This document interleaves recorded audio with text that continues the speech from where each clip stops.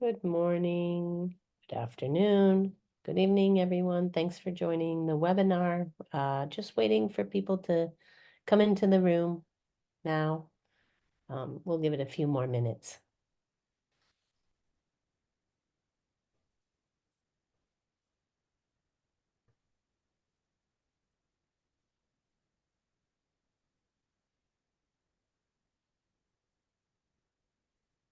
You're doing some more.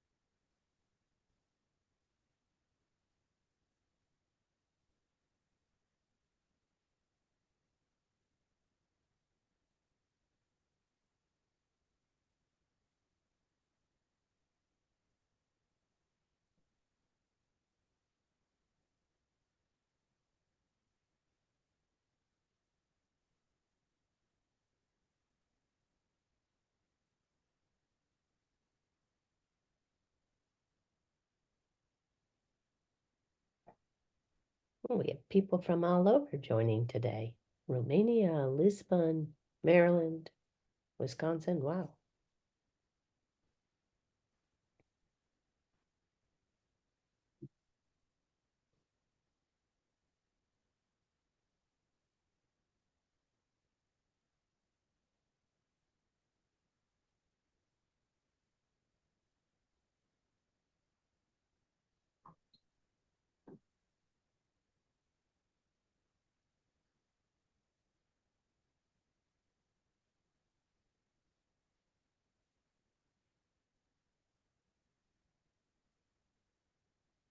Hi, everybody. My name is Stephanie Kushner. I'm part of the business development team here at TPGi. We'll give it one more minute to the top of the hour and then we'll get started. I have a few housekeeping things that I'm going to read as we get started.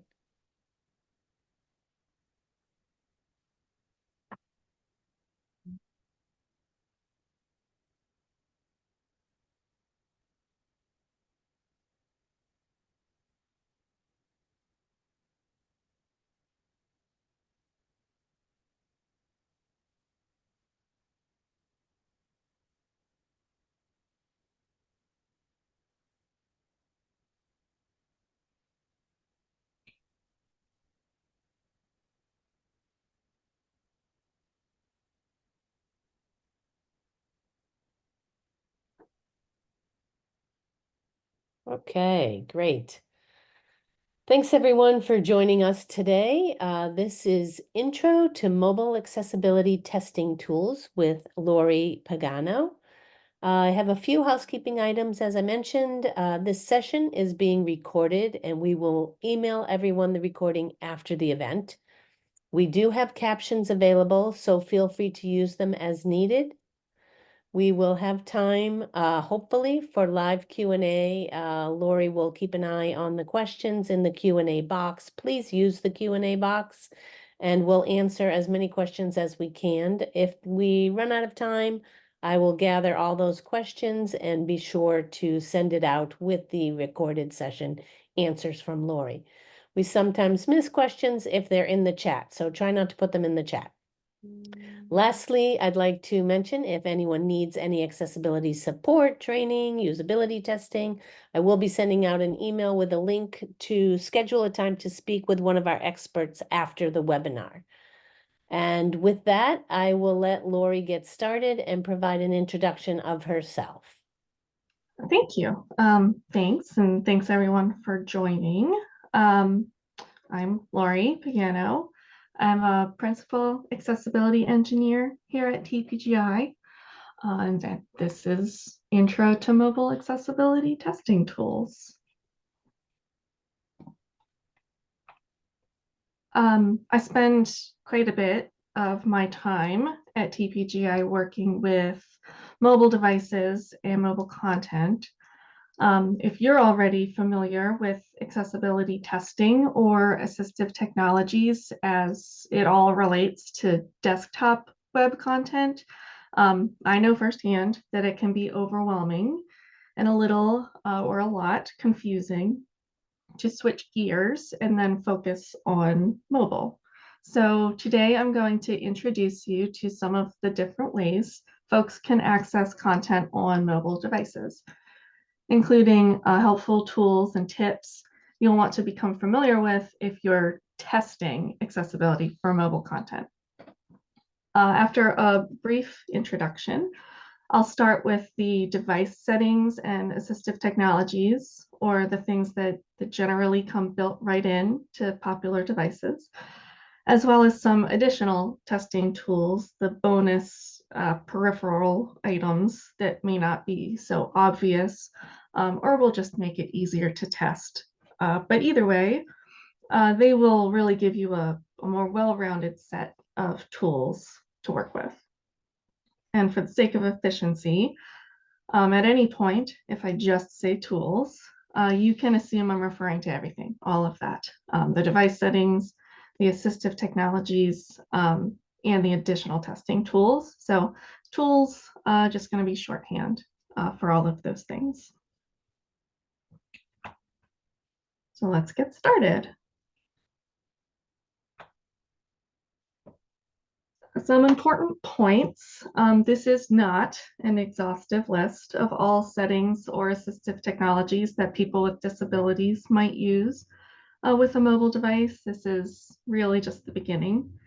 What I'll be highlighting are some of the more useful intro tools for mobile accessibility testing, but there are many different options for configuring a mobile device to work best for various disabilities, needs, or preferences. So as you become more familiar and more comfortable with the things that I mentioned today, I really do encourage you to dig deeper into some of the tools that didn't get the spotlight and get familiar with those as well. I'm going to at least mention as many as possible, but the amount of time I dedicate to any particular tool, it's not any sort of statement. It's just we only have an hour. On top of there being more tools than we can comfortably cover, there are also things like normal, regular software updates, which may move things around, adjust the way they work, or even add and remove features or settings entirely.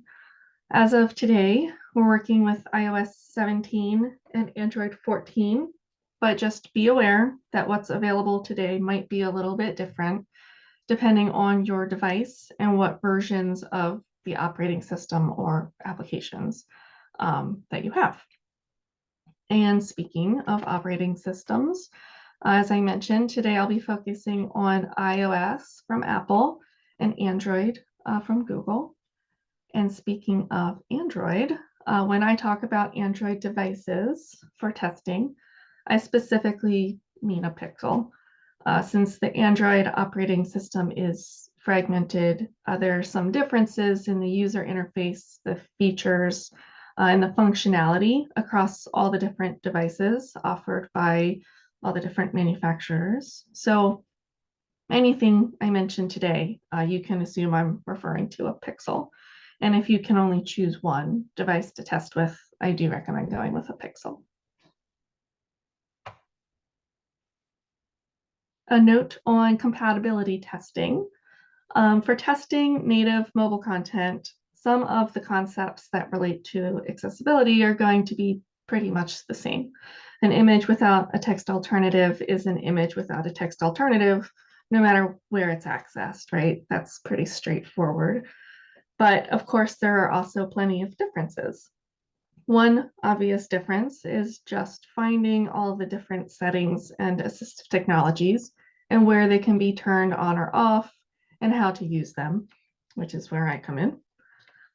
One difference that becomes pretty darn obvious once you've gotten started is that on mobile, particularly on a native mobile app, you may not be able to go dig around behind the scenes or in the code as easily as you might for desktop web content. So unless it's your product that you've personally made or you've been provided with that code, you're unlikely to have access to what makes the application you're testing do what it does. So if you aren't looking at that actual code, or maybe you aren't planning to make specific recommendations based on code at all, or if you just aren't necessarily aligning your testing with the spirit of the Web Content Accessibility Guidelines, or WCAG, then you may be looking at compatibility testing. And with compatibility testing, you'll be using combinations of accessibility-related settings and assistive technologies that are commonly used by people with disabilities to access the content and determine, is this product compatible with these combinations? Here we go. First things first, where even are the accessibility settings? For iOS, as of iOS 13 a while back, the accessibility settings graduated to right on the top level of the device settings app. iOS 15 introduced the ability to change settings both globally at the operating system level and on an individual app-by-app basis.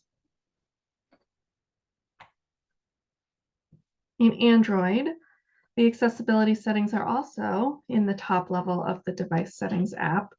And again, this and any other screenshots from Android that you see today is as seen as on a pixel. Android 12 shuffled the accessibility settings around and reorganized a bit with submenus, and some of these even appear in multiple places, both in and out of the accessibility section. So while I'll be taking you to them by way of the accessibility settings screen, if you get confused, you can always just perform a search for them. As part of the Android accessibility suite, you can enable an accessibility menu.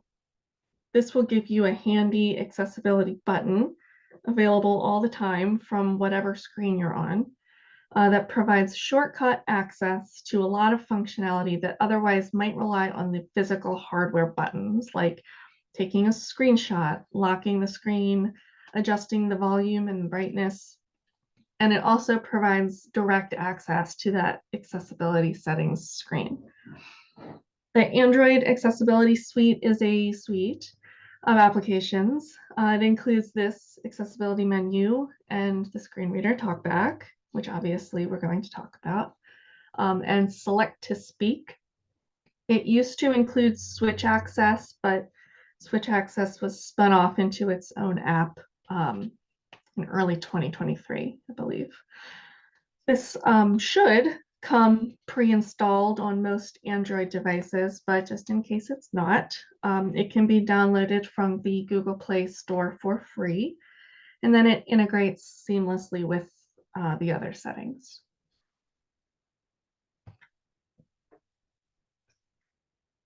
And right away, we'll be able to start the testing process just by noting, does the app I'm testing respond to any changes that I've made in the device's accessibility settings? Or does it respond to some but not others? Or does it not respond to anything? And as I go forward and introduce each one of these, just like I'm doing here, I'll be pointing out some of the common issues that you're likely to find when testing using that tool. So you'll find that this same issue will pop up a lot. Does the app I'm testing respond to the options provided in the device's accessibility settings, or does it provide its own equivalents?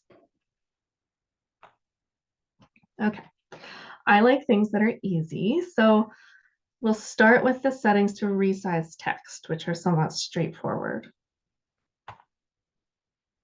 In iOS, There are two locations where you can change the text size at a device level, meaning that changing this one setting in this one place will affect the text across default Apple apps like Mail, Calendar, and the phone, as well as any other app that supports dynamic type. One place in settings is the display and brightness screen, and then text size. This screen provides a range of seven text size options, with the default falling right in the middle of that range. But to open a wider range of text sizes, including larger sizes for accessibility, you can go to the accessibility settings screen and then display and text size, and then larger text. By toggling the larger accessibility sizes control at the top of the screen, you'll introduce 5 additional, even larger text sizes. And developers do need to actively support dynamic type for the text of a native iOS app to successfully resize and accommodate that setting. If they've used Apple's system fonts and text styles rather than custom fonts, they will get that dynamic type support built right in. For Android, there are 2 options for resizing content. As of Android 13, they live in accessibility settings, then display size and text. One of your options is font size, which simply resizes the text. Android 14 added several font size options, now 7, up from 4, which was intended to allow resizing all the way to 200%. Android also has 5 display size options, which you'd use to change the size of everything. That's text, as well as any containers that define the layout, controls, icons, and you can use these in combination with one another to further adjust the sizing of the content. And as long as scalable units have been used to define sizes, Android's resizing features should work across the operating system unless they've been actively suppressed. Some common issues you might find when you test text resize through the device settings are portions of the text that do not resize, text that's cut off with ellipses or the ... and that affects the meaning, text that is cut off by the boundary of its container, affecting its meaning, text that does not respond to text resize settings at all. And as an important side note, Safari on iOS and Chrome on Android do have their own text resize settings. So you shouldn't expect to see the system text settings apply to web content when viewed in those mobile browsers. But by going through the settings that are found right in the browser, you'll find options there for page scaling and text scaling. Another low-hanging fruit you might want to start with is the color and contrast settings.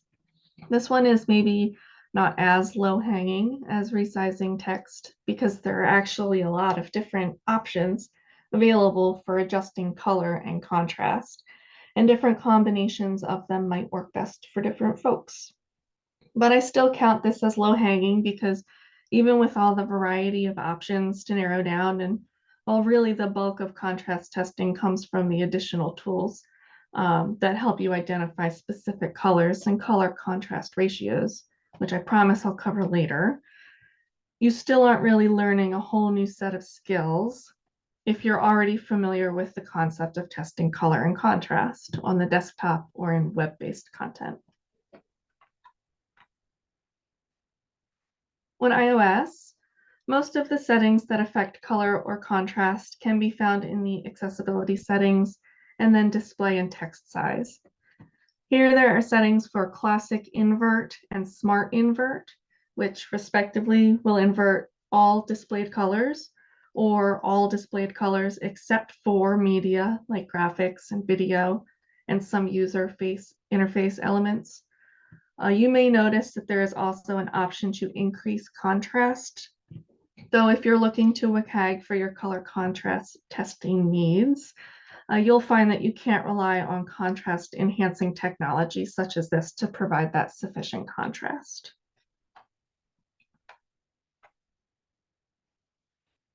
Android has fewer options for color and contrast. As of Android 13, these have landed in an accessibility settings submenu named Color and Motion. Similar to iOS, Android has color inversion, which will invert all displayed colors.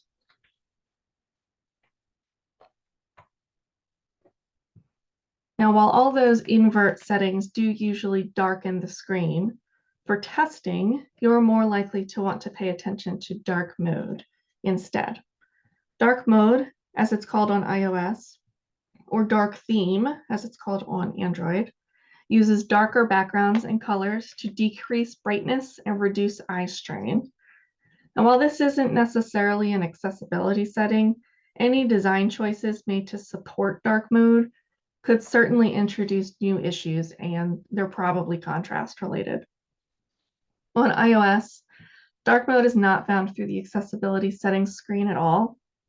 Instead, you can navigate from settings directly to display and brightness to choose between a light and dark appearance. And on Android, it is in the accessibility settings under color and motion. It's available as a single switch to toggle on or off. Some common issues you might find when you test color and contrast through the device settings are, of course, insufficient contrast for text elements, insufficient contrast for user interface elements and states, insufficient contrast for images and icons that convey information, or you might find that content does not respond to color and contrast settings at all. Now that we have some of the more straightforward tools in the toolbox, I'll pivot just a bit and dive into one of the more daunting of the mobile assistive technologies for new testers, the screen readers. Even if you feel like a total pro with other screen readers like JAWS, you're probably used to using a certain set of keyboard commands to navigate around, and you probably have certain expectations about how to interact with content when using a screen reader. But then to switch to a totally different method of operation like swipe gestures, it can take some time to get the hang of it. So across Apple products, you'll find VoiceOver. Even if you're familiar with VoiceOver on Mac OS, on like a laptop, VoiceOver on iOS is going to be a bit different.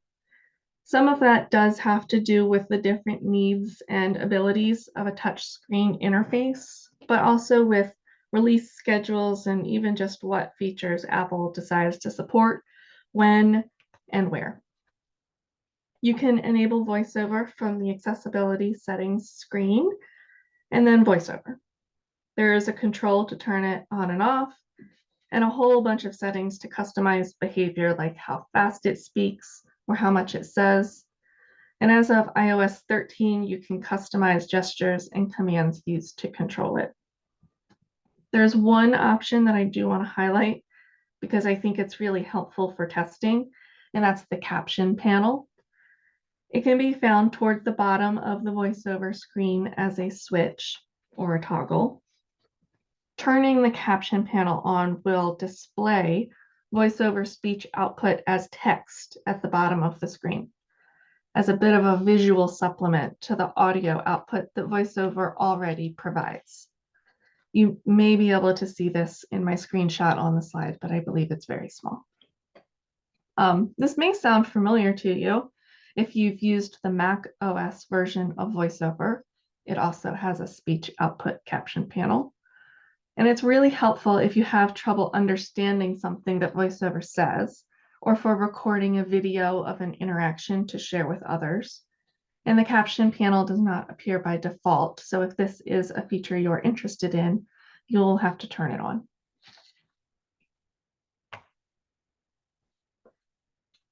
Android has TalkBack as its screen reader, which you can enable from the accessibility settings screen and then TalkBack. It also has those settings to customize things like speaking rate, verbosity, and gestures. And again, TalkBack is part of the Android accessibility suite, which I mentioned back with the accessibility menu button. So it is technically a separate app, which means it can run on a different update or release schedule than the operating system as a whole, but it integrates with the rest of the settings. And even for the devices where it doesn't come pre-installed, it ends up feeling like it's built right in. If TalkBack doesn't automatically give you that visual caption option, like the one I pointed out for VoiceOver, you can go from the TalkBack screen to settings, and then advanced settings, and then developer settings, and then toggle the display speech output option.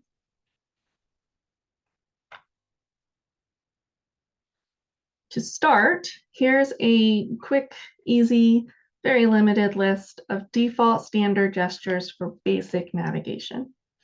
These, I think, are the very bare minimum that will keep you focused on getting comfortable with the screen reader without immediately panicking that you've lost control of your device or getting caught up in memorizing the whole entire list of gestures. And because these are standard enough that they're shared across iOS and Android, I didn't even bother to split them up. They're going to be the same for either device. To explore the screen, drag one finger around the screen to announce whatever is under your finger. This is a non-linear way to get an idea of what is on the screen and where. Because many apps have common layouts, like a back button at the top left or tabbed navigation along the bottom of the screen, this can be really helpful for users who want to jump directly to a certain part of the screen where they might reasonably expect to find what it is that they're looking for. And if the content under your finger was created with any amount of accessibility in mind, you'll be able to tell what has screen reader focus by hearing the announcement, seeing the announcement in those caption panels, or seeing the screen reader focus. This shows up by default as a black and white outline for VoiceOver, which helps it show up on most colors of background, and as a green outline for TalkBack. If you know where an item is, you can also just tap directly onto it to give it screen reader focus with a one finger single tap. A one finger swipe to the right or to the left moves the screen reader focus to the next or previous item of any type, sequentially in the reading order. And a one finger double tap activates the button or control that currently has screen reader focus. You can double tap anywhere on the screen and it will activate the item as long as it has screen reader focus. You don't have to be directly over the item like you would if a screen reader was not on. And then on top of those very basics, there are gestures that are multi-finger or multi-directional and introduce another layer of options for navigation. On iOS, the rotor gives you the opportunity to switch between different navigation options or to conveniently adjust some settings, like whether VoiceOver announces hints or how fast it speaks without going all the way back through the settings app. Some of what you can access through the rotor is just there by default, and it changes based on what makes sense with the content that's on the screen at the time. But you can also customize the list of possible options from the VoiceOver screen in the settings app. There's an option there for the rotor. To access the rotor, you'll do a sort of twisting motion with two fingers, like you're dialing a knob directly on the screen. And you'll know you were successful because you'll either see it appear visibly on the screen or you'll hear VoiceOver start to announce the options as you turn the dial. At each step of the rotor, you'll see or hear which option you're activating. And then once you've got the option you want, you can swipe down or up with one finger to move forward or backward through that option on the screen. Or if it's a setting, to adjust the setting.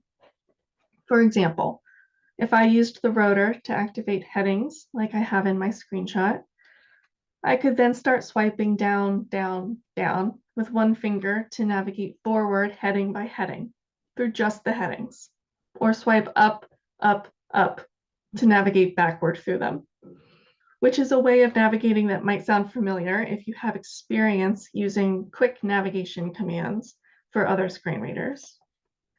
Then I can switch back to swiping left and right to explore the contents surrounding that heading. Or if I used the rotor to activate something like speaking rate, I could swipe up or down to make VoiceOver speak faster or slower on the fly. And if you started gearing up to use your rotor for adjusting a ton of settings, which I wouldn't expect to be necessary, but just in case you did, iOS 15 introduced a VoiceOver quick settings option that you can access with a two-finger quadruple tap. So you can access some of the VoiceOver settings quickly in that way, rather than by filling up your rotor with a lot of stuff.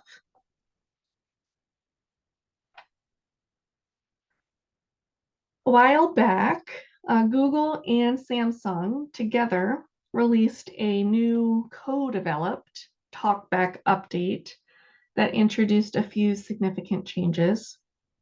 This offered a bit more consistency along all those different Android devices by making TalkBack the default screen reader on not only Pixels, but most Galaxy devices as well.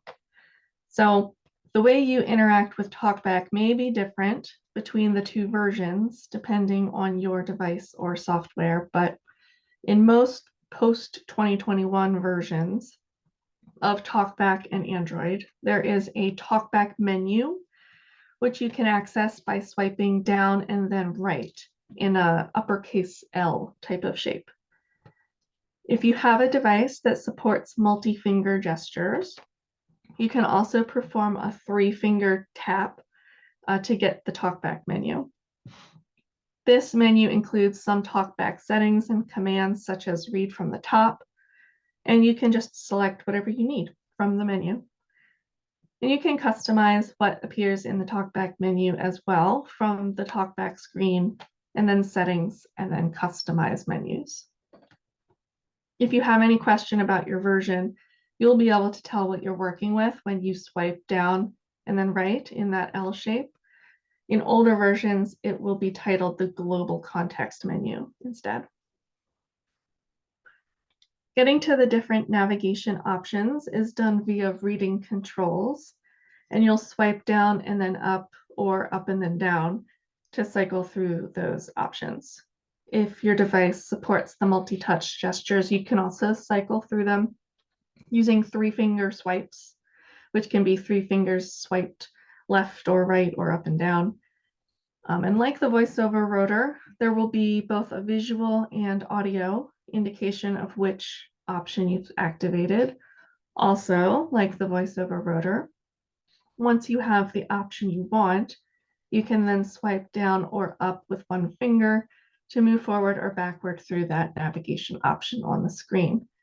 And then you can easily switch back to swiping right or left to do the default reading order, item by item. You can also customize what appears in these reading controls, including a very small handful of settings like verbosity or hiding the screen display, like customizing the TalkBack menu. That's from the TalkBack screen, and then settings, and then customize menus.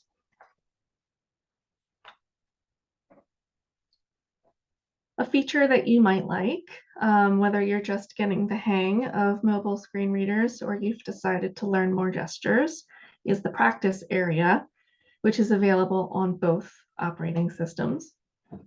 On iOS, after you activate VoiceOver, a VoiceOver practice button appears just beneath the VoiceOver toggle.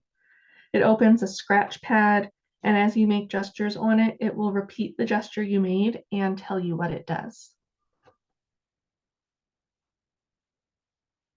On Android, there is a tutorial and help section in the TalkBack settings that give options for a guided hands-on tutorial or a practice gestures area, much like voiceover practice.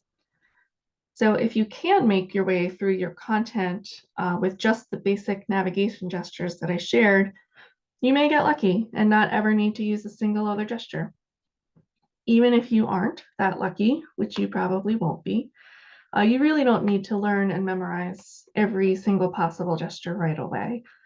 As you get more comfortable with navigating and encounter different kinds of content or more complicated content that requires some other gestures, you have a good foundation already to build on and some good resources to learn more.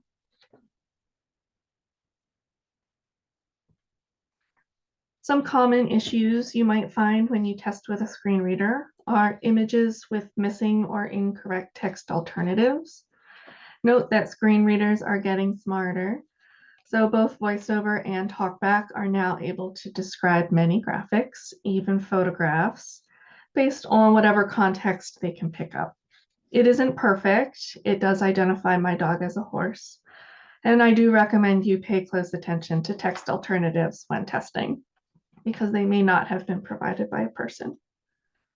Visible information, structure, and relationships that are not communicated to users through a screen reader announcement. This includes things like visible text that's completely skipped over, or headings that haven't been defined as headings. Content that is visibly hidden and intended to be completely hidden, but is still announced by the screen reader. An illogical reading order. Interactive elements that are not able to be operated while the screen reader is enabled. Content updates that are not communicated, like error or status messages.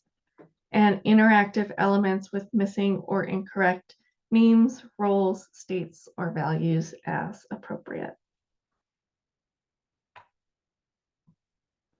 To make your life easier, you can make use of accessibility shortcuts.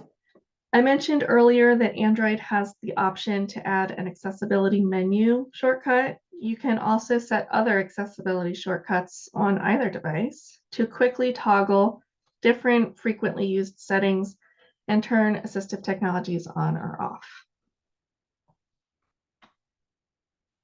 For iOS, there's an accessibility shortcut option at the bottom of the accessibility settings screen.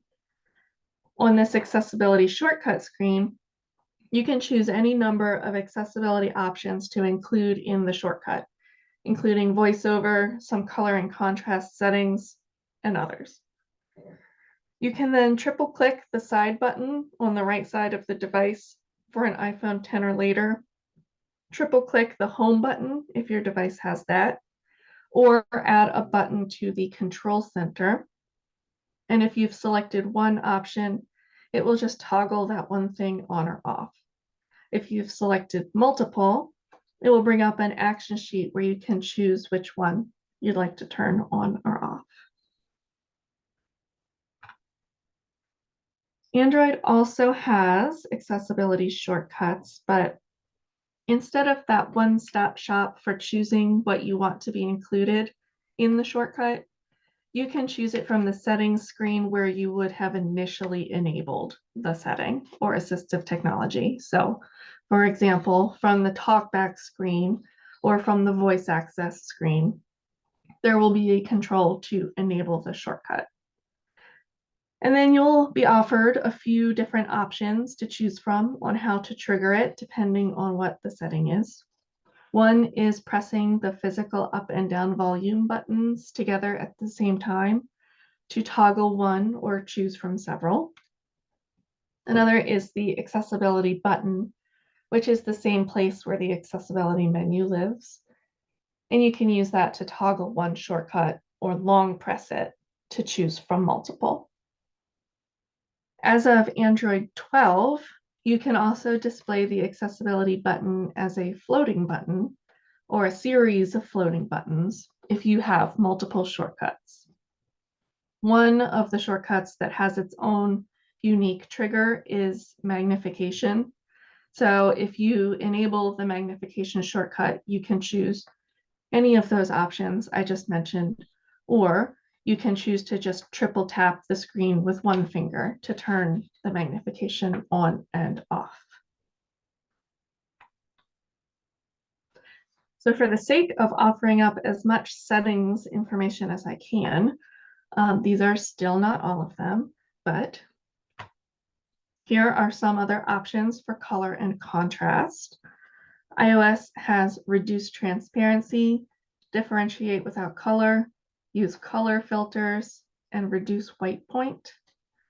Android has color correction, high contrast text, extra dim in Android 12 and up, and a new to Android 14 contrast setting for material theme colors, which is kind of buried in the developer options.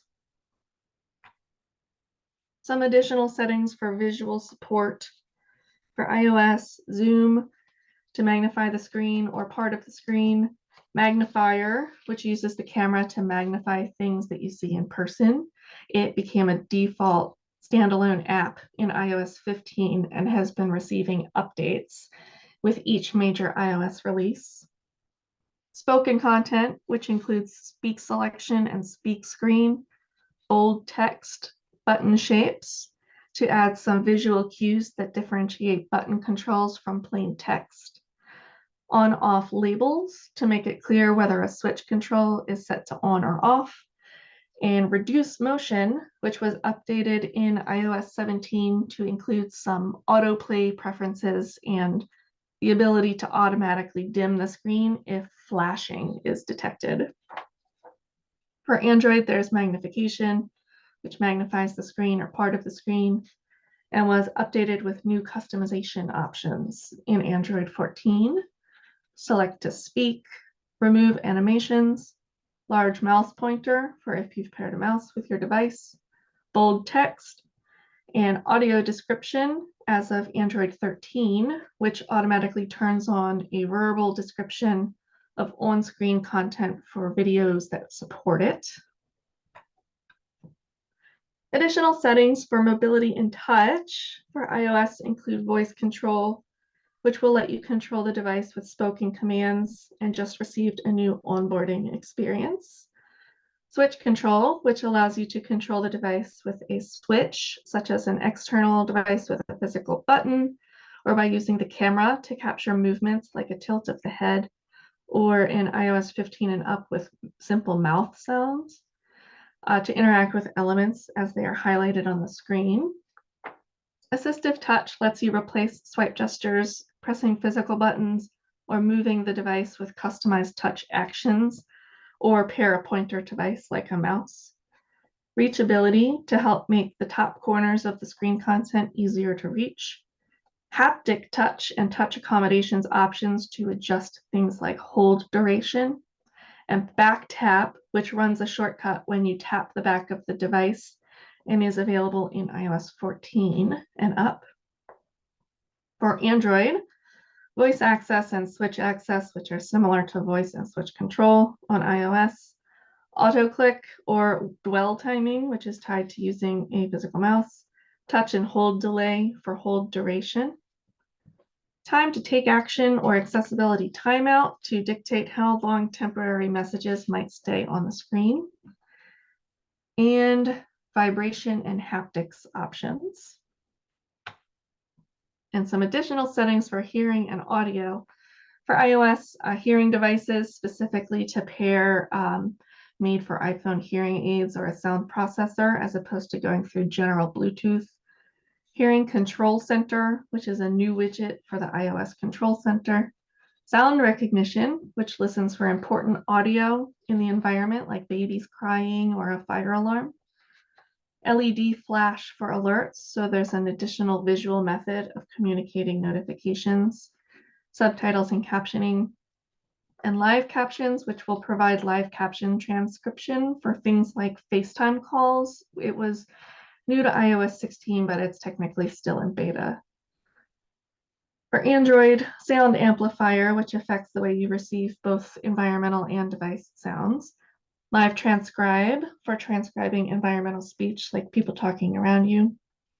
Sound notifications, like sound recognition on iOS. Live caption for captioning audio that's being played by the device. Hearing devices, formerly hearing aids, to manage paired devices, and flash notifications, such as new in Android 14 for that additional visual method of communicating notifications. Usually I stop there, but Apple kept going, so I will too. As of iOS 17, there's also live speech and personal voice to speak typed content aloud through system voices or recordings of your own personal voice. And assistive access, which uses customized simple layouts and visuals to make it easier to complete tasks. So if you do want to learn more after this, either because you forgot everything I just said, or because you're ready to learn more about the screen reader gestures, or you want to learn about some of those other settings I just rattled off, Apple and Google both, of course, have accessibility support pages with more information about how to use some of these settings and assistive technologies. Additional testing tools. These are those bonus tools that I mentioned at the beginning. They're bonus in that they aren't built into an iOS or Android device, but they're not bonus in that you don't have to do them. They're still important. First up is a physical keyboard. This is likely to be Bluetooth rather than wired, although it could be wired. Testing with a physical keyboard is more important than you might initially think because it's not at all uncommon for a person to pair one with their mobile device. It can be used as an input method for screen reader users or for users with limited mobility or dexterity that makes it difficult to use gestures full time or at all. Lots of folks like to use them specifically for working on tablets or for tasks that require a lot of typing.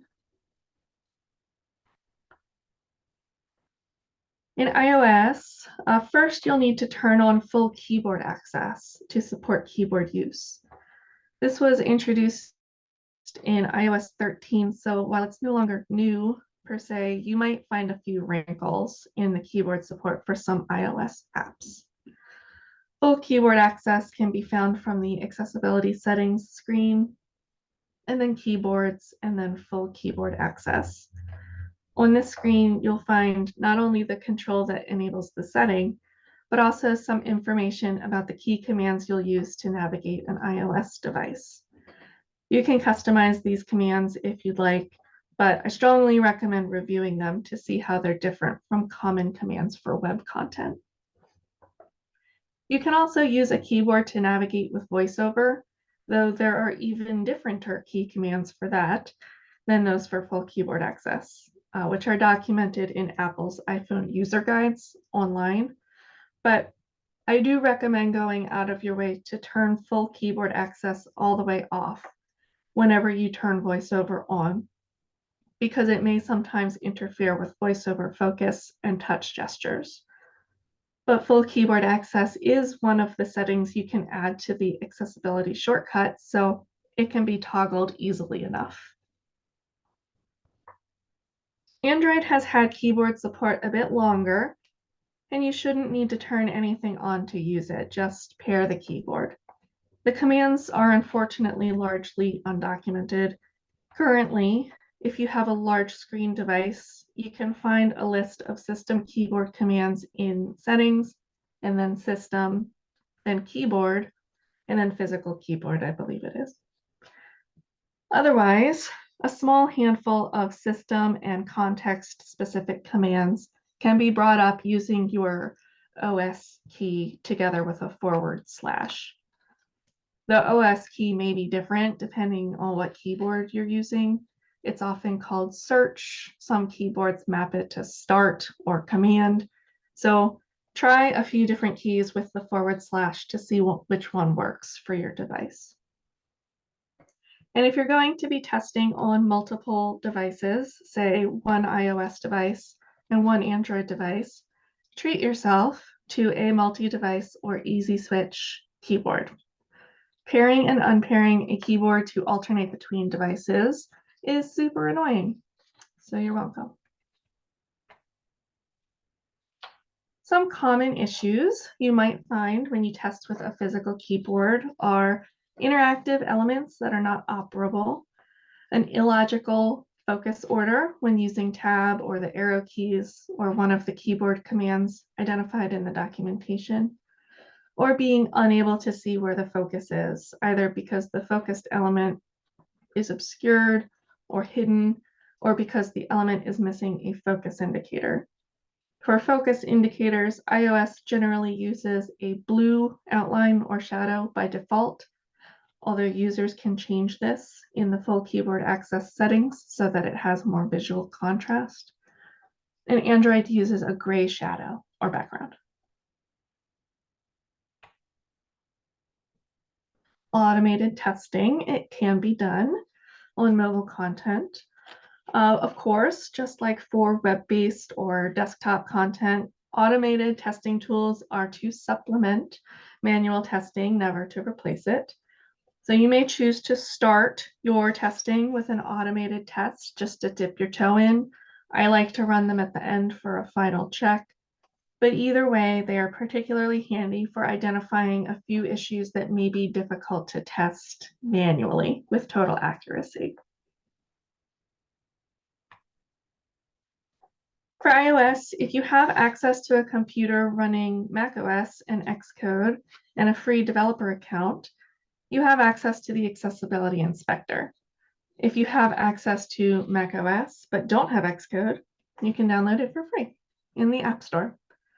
Once you have Xcode and have opened it, you can find the Accessibility Inspector in the menu bar at the top of the screen under Xcode, then Open Developer Tool, and then Accessibility Inspector. You'll need to physically connect your testing device to the computer, and then you'll have access to a few options that are helpful. One is inspecting by element. You can select elements on the device screen to see a very basic rundown of some of the properties that have been set on it by the developer, such as its label or its traits. And you'll get a better idea of what is making VoiceOver announce the things it does for any particular element. You can also run an audit. This will show a list of potential issues for the screen content, and it's where you can identify elements that might have insufficient color contrast and target sizes for buttons and controls that may be too small to comfortably select with a tap. As a side note, if you haven't been paying attention to touch target sizes, I recommend you start, especially if you are aligning to WCAG. Anyway, those are two things that can be tricky to accurately test when doing more general compatibility testing. It also shows things like missing labels and text that may not support dynamic type, but personally, I found that those are just easier to test manually. Android has some automated scanners that you can download directly to your device. The one I like to use is called Accessibility Scanner, which is a Google app and is available for free in the Play Store. The Accessibility Scanner lets you enable a floating button right on the screen, which you can move around wherever you'd like. You can then run a snapshot scan of the screen or capture an interaction, and it will provide you with a list of potential issues like the insufficient color contrast for text and images or the too small touch target sizes, and also issues with labels and descriptions, each of which you can select to get more information about the issue. I did already mention all of these, but to recap, some of the more common issues and most useful information you're likely to find in your automated test results are cases of insufficient color contrast or target size, An automated scan will give you real actual numbers for those things, which is very useful for a tester.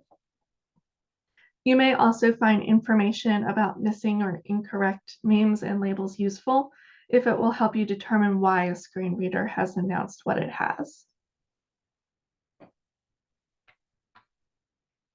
These poor last few didn't quite fit into a cute category, but here they are.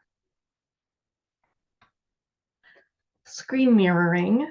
If you're testing an app, chances are very good you'll need to communicate your findings with another person.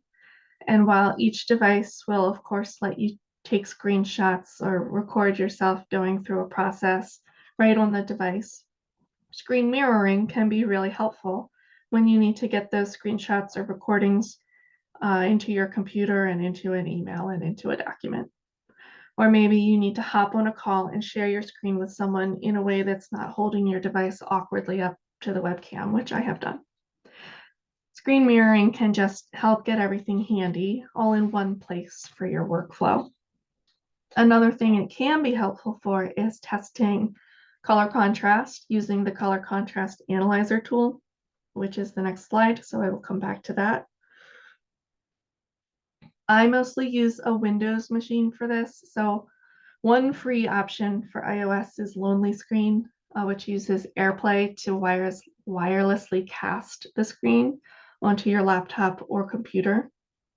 For Android, I use Screen Copy, which does require you to be physically plugged in to your computer. Actually, both of these are free to download, but there are several other paid options if you use it a lot. Back to the color contrast analyzer. If you aren't already familiar with it, this is a free tool from TPGi that does exactly as it says. It analyzes color contrast. You can pluck colors straight from the screen using an eyedropper tool. You can also use sets of sliders to find a specific color value. Or if you do already know the actual color value that's being used, which is a best case scenario, you can enter them directly into the tool. Either way, you'll get a contrast ratio and some guidance related to WCAG, and you can use all of this data when you document your findings. This tool can be helpful if you see a color combination on your app that feels like it's going to be trouble but isn't being picked up by an automated scan, or if you don't have access to one of those automated scans. In a pinch, you can send a screenshot to yourself or use your screen mirroring setup and use the eyedropper tool to grab a little sample of the colors and verify the contrast. Now, this is not perfect. It will be a screen displayed on another screen with pixels picked up by an eyedropper, which is kind of a long journey. So it probably won't spit out the exact colors, but it can be really helpful for checking color combinations that just might need more attention. And again, that's available from TPGi, tpgi.com/color-contrast-checker, but you can just Google TPGi color contrast and it'll pop right up. And that is it. I'm hoping that if you didn't know where to start before, you do now, or if you thought you knew, now you're more sure, or maybe you even picked up some new tips. So when you're able to break that huge list from earlier down into a manageable set of tools and start building your knowledge of how to use them, it should feel much more comfortable to start testing any content on mobile devices. So I did see some questions come in. So I'm going to try to be helpful there. For iOS, the largest text size that corresponds sort of to WCAG is, so that's a 200% text resizing that we would be looking for. And if you wanted to reach that 200%, you would probably want to look at accessibility extra large is the text size setting, which is like the third notch from the end. That will take like your body text and most of your text styles up to 200%. But even the largest text size doesn't resize the largest text styles to 200%. So accessibility extra large, third notch from the end is what I recommend for iOS. And the top level for Android is intended to be 200% as of Android 14.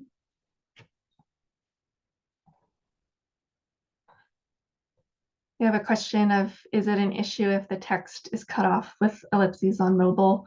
It is if there's no other way to access the content. So if it's like an email subject line and then you click on it and it opens the whole email with the whole subject line, that's fine.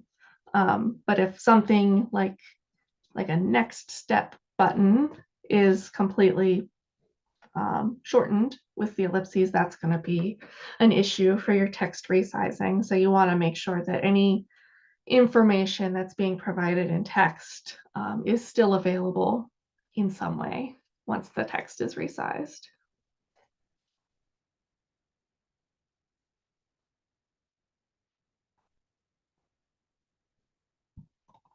Stephanie, I'm not sure how many more you want me to.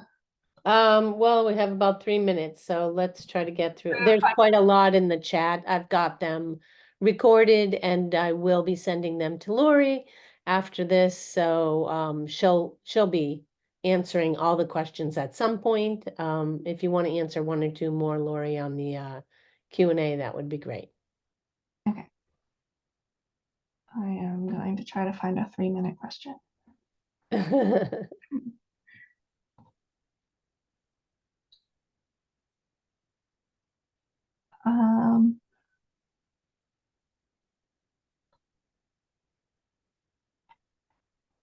I saw one that said, do any tools exist to be able to add alternative text to images sent in text messages? Is that a short? Jones. No, it's not. Well, we can leave it at this. We can Yeah, leave it at this, and we'll give Laurie time to think about the answers to all these amazing questions. Thank you, everybody, for joining the webinar today. Like I said, I will send all the questions from the Q&A box, as well as there were some in the chat that I tried to capture. I may have missed a couple, but I'll send them to Laurie and we'll send them out with the recorded session. And if you have any questions, you can email us at ida@tpgi.com. Thanks, everyone. Thank you.